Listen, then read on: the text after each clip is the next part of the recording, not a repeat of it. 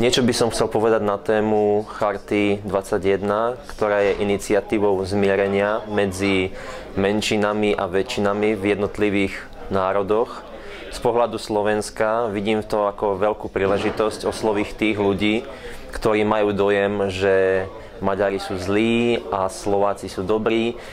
Chcel by som poukázať na tú iniciatívu, že má za cieľ redukovať akúkoľvek nenávisť, šíriť osvetu a zdieľať svoje spoločné kultúrne obyčaje a navzájom sa obohacovať. Please introduce yourself.